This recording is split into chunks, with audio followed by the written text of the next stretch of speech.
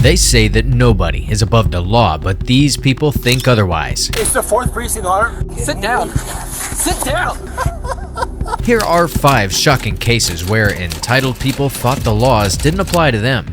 Starting with 30-year-old Henry Capuch, who thought that being a policeman meant he could do whatever he wanted. On December 5, 2022, he was caught urinating in an ice machine in a bar in St. Pete's Beach, Florida. When police responded to the scene, the employee and security escorted them to the beach. Luckily for them, Henry was still there with his girlfriend, and life was about to get a lot more difficult for him. Yeah, your precinct would be real proud of you. It's the 4th precinct, Honor. It's Yeah. 140%. No, I'm sure they'd be real proud of you. Sit down. Sit down. As soon as the officers catch up to him, Henry begins telling them that his badge is in his pocket, as if to say they were making a big mistake arresting him. Unfortunately for Henry, the officers were not going to let him get off the hook, and things would only get worse from here. Put your hands behind your back. Put your hands behind your back. My badge? Congratulations. I don't give a your badge. I'm sorry, what's going on? Back up. Back up. Is this a joke? Guys, I don't give a about your badge, dog. guys, we're not. Hey, dog. What's going on? It's clear that Henry is not in the right state of mind when he begins squaring up to the policeman, thinking that somehow that is going to make the situation any better. But he was in for a rude awakening. It's the 4th precinct, Honor. It's Yeah. 140%. No, I'm sure they'd be real proud of you. Sit down. Sit down. You stand up like that again, you're gonna tase. Think I'm playing. Bro, I'm sitting. Bro, you're about to get dumped. sitting on you the can't bench. like that, bro. I'm sitting on the bench, man. Jesus Christ. After being put into his place several times, Henry is still as disorderly as when the officers first arrested him. At this point, the officers realized that there was no use questioning him and decided to arrest him. You're going to jail for disorderly conduct. You can't be drunk, piss in ice buckets, yell at security, get in their face. You stand under the security guard. Is this the Tampa Bay Police? It's the Pinellas County Sheriff's Office. It's the what? Bro, sit down. You're about to get arrested for obstruction. Back up. I'm not kidding. When they later investigated what really happened, they were shocked. What happened exactly? I'm going back to go get ice to the bar, and I see him he whipped his, they cut off out, and he's pissing in the ice bucket. I just poured all the pee out, and then he's being verbal, abusive. Danny came and got me, obviously, and I went in, he was still peeing in there. So you saw him? I saw him in there, yeah. Whatever, man, just get out of here, bro. And he turns around, he pushes Danny, comes up, steps up, pushes Danny, and I get up on him. I did grab his arm and grabbed his stomach. Henry was later charged with disorderly conduct and battery. The badge that he was waving around thinking it made him above the law? Taken after an internal investigation was launched and Henry was relieved of his police duties. If you thought this cop was crazy, wait till you see this aspiring congressman who thought that that fact alone meant he was above the law. On March 27, 2022, in Cinnaminson, Officer Scott was on a routine patrol when he spotted a black Hyundai swerving all over the road. The driver was none other than Ian Smith, who made headlines for defying COVID-19 restrictions, but things were a lot more dire than what the news made it seem. Hey, how you doing, sir? Hey, how are you? Good. My name's Officer Scott, I'm at the police department. You have your license, registration, proof of insurance? So the reason why I'm stopping you is you were kind of all over the road back there. You almost ran that car off the road. I don't know if you noticed. I have this 97 right here, and I have an absolutely terrible death wobble. Anything over 50 miles per hour with this lifted suspension. When Officer Scott tells him that he was veering off the road and that was the reason his vehicle was stopped, Smith is quick to dismiss him, blaming his vehicle's suspension instead. But Officer Scott quickly realized something wasn't right and asked him about his whereabouts that night. Smith tells Officer Scott that he's only had one margarita, but the officer was sure that he was hiding something from him. He tells Smith to step out of the car for a sobriety test. Did you have anything to drink tonight by chance? I had a drink earlier. Okay. How many drinks? One. Just one? Yeah. Okay. Margarita. I'm just going to run you through some field sobriety tests, make sure you're okay to drive. He then explains to Smith the reason for the sobriety test, making it clear that he smells alcohol on him, and before he can be allowed to drive, Officer Scott must make sure that he's fit to do so. With Smith's consent, they move to a flat and safer area, and Officer Scott begins conducting some tests, starting with the horizontal gaze nystagmus, or HGN, where he asks Smith to follow the tip of a pen with his eyes only. So we're going to use this line right here, this white line. So just put your feet together just like this. Perfect. I want you to follow the tip of my pen with your eyes and your eyes only, and don't move your head, okay? Officer Scott does not let Smith off the hook just then, but proceeds to conduct the walk and turn test. He's sure that Smith has had a little too much to drink, and his worst fears come true very soon. You see this straight white line? Sure. 9 heel to steps, counting out loud, return 9 steps back, okay? Starting out with the right foot. Right foot in front of your left foot, touching heel to toe, okay? You can begin the test at your whenever you wish. Smith is having difficulty performing the test and clearly can't keep his balance or coordinate his steps. Officer Scott proceeds with another test. At this point, it's clear that Smith can't perform these tests at all. Officer Scott just wants the truth out of him, seeing as he can't perform any of the tests right. When I tell you to do so, you're going to pick up whichever foot you're choosing. You're going to lift it approximately 6 inches off the ground, keeping your foot parallel off the ground, okay? Good. 9,000, 10,000, 11,000, 14,000, 14,000, 16,000. You want to be honest with me about how much you had to drink tonight? I had 1 double margarita. Smith continues to lie to the officer, leaving him no choice but to take drastic measures. At this point, Smith becomes frustrated and demands a breathalyzer test, which the officer explains isn't available at the time. So basically what happens from here is we take you back to the station, there's one more test, okay? You're standing out here on a windy road. You're submitting me to balance tests, which I did. Did I not do well at? So you're going to submit me to a breathalyzer test. Based upon my observations, I have reason to believe you were intoxicated. Now that he was in the cop car and headed towards the police station, Smith had one last card left to play. He began telling Officer Scott that he attended a congressional academy in the district. Unfortunately, this wasn't going to get him out of this pickle. As much as he believed that he was above the law, in reality, that wasn't the case. Senator 28, fair copy. What do you mean, boss? You know I'm a congressional candidate in this district, right? I understand that. I think I've been nothing but respectful with you, Smith was later charged with driving under the influence and reckless driving. At least Smith cooperated with the officers because this next guy didn't recognize the police's authority at all. On March 5th, 2023, an Arizona officer stopped a car that had fake number plates on it. When confronted, the police officers asked the man for his identification. The man outright refuses to hand over any sort of ID proof, thinking that he would get off easy. Little did he know, he was in for a reality check. Hello, I am Officer Wolf from Stone Police Department. The reason I stopped you is for it appears you have a fictitious license plate on the back of your vehicle. I'm a sovereign human being. Okay. Do you have your driver's license, insurance, and registration, please? I'm going to be honest with you.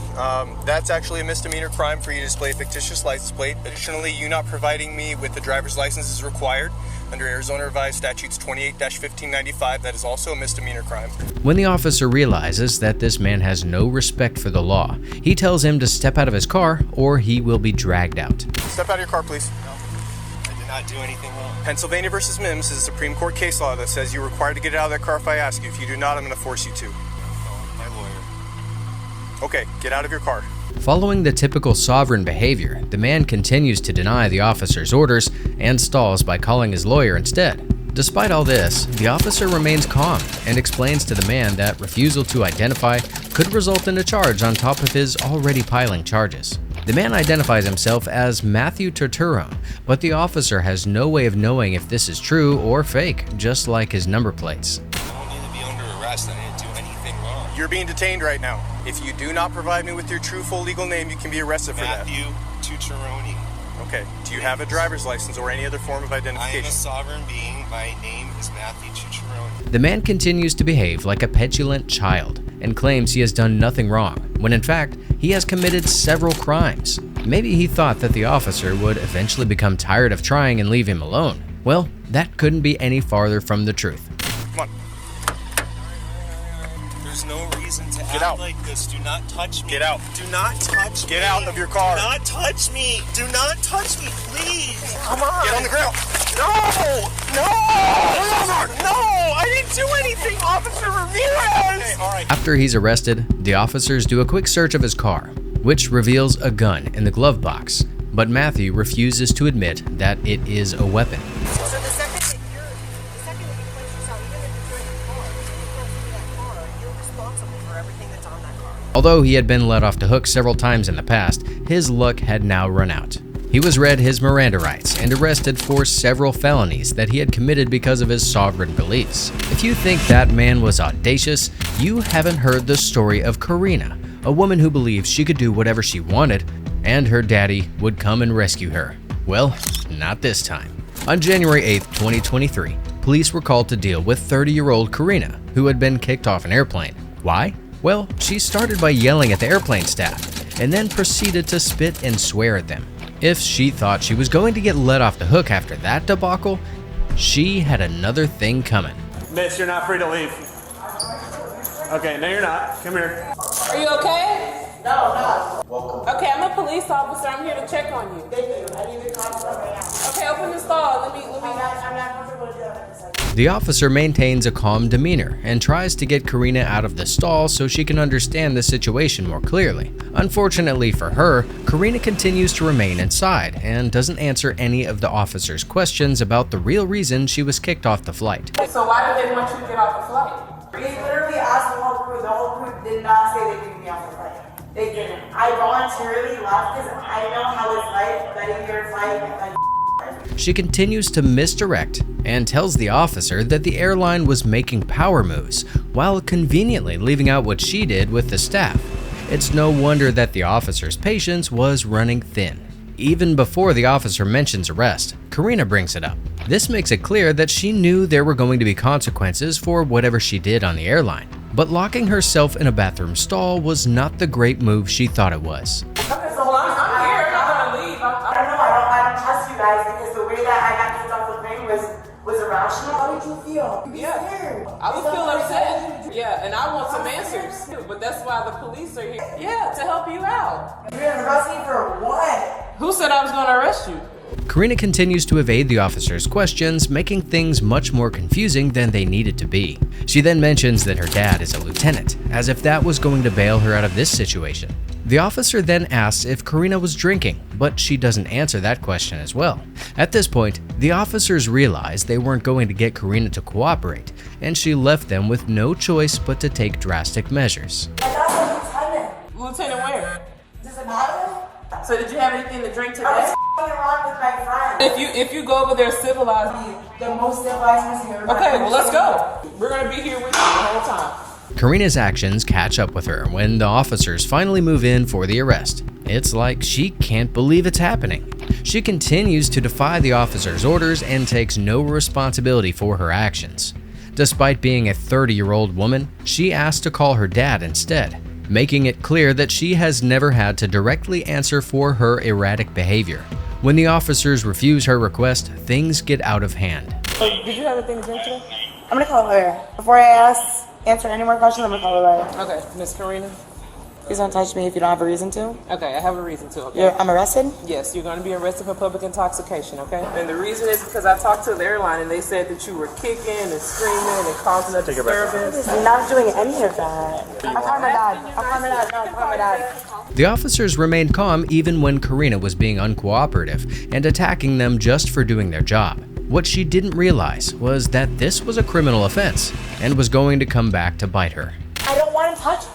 I don't want him touching me. Well, see, that's why he was doing that, because now you're kicking. Yeah, because he's touching me. I don't want him to.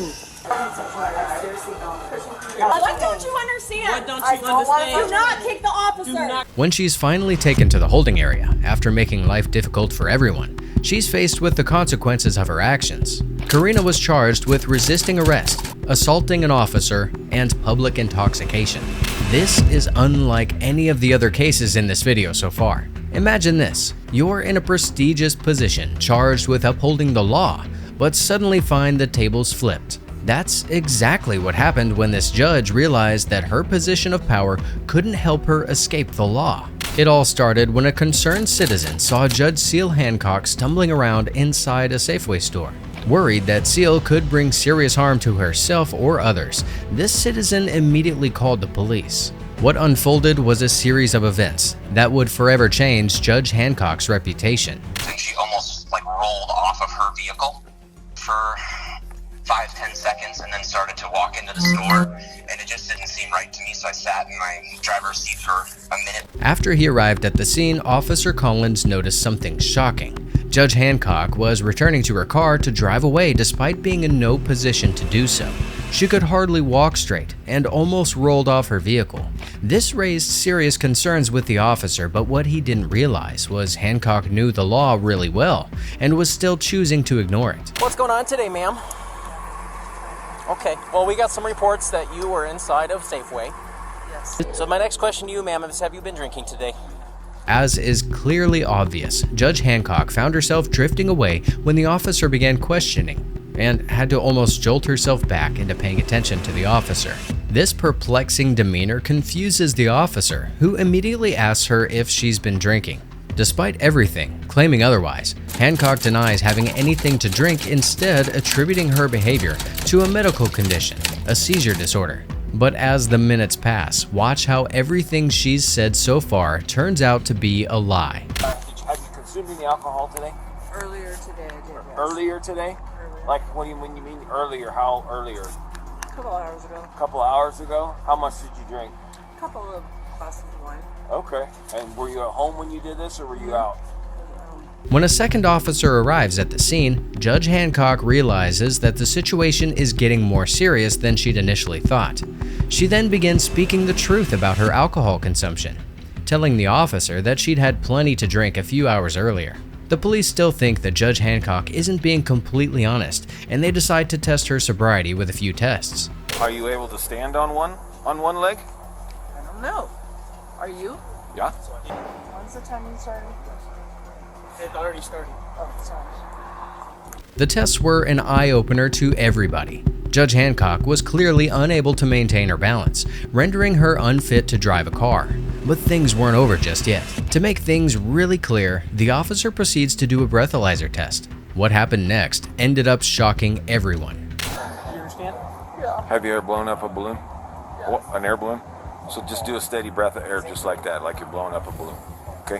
When she was asked to blow into the breathalyzer, her conduct became increasingly anxious, giving away just how much she's had to drink. Before the results are even revealed, she already thinks she's going to jail. Go to jail. No, we're not saying you're going to jail, man. Can she take me home? No, I don't know yet. This is up to the officer. When the results were finally revealed, she was almost 2.5 times over the legal limit, revealing the extent of her intoxication. The fact that she was driving a car despite being so drunk just went to show how much she didn't care about the law she had sworn to uphold. Before things take a turn for the worse, Hancock makes it known to the officer that she's a judge. Unfortunately for her, that doesn't mean special treatment. I'm a judge here. So. Oh, okay. Well, I apologize. I've never met you. It's good that you never shouldn't mean anything. I'm just a normal person. She faced 4 DUI charges, including a very severe one due to a very high alcohol level. However, she chose to plead guilty to a less severe DUI charge. Unlike the others, her position did end up saving her, as she ended up serving only 1 day in jail and paying just over $1,000 in fines. A sentence that didn't sit well with her community and sparked quite a controversy.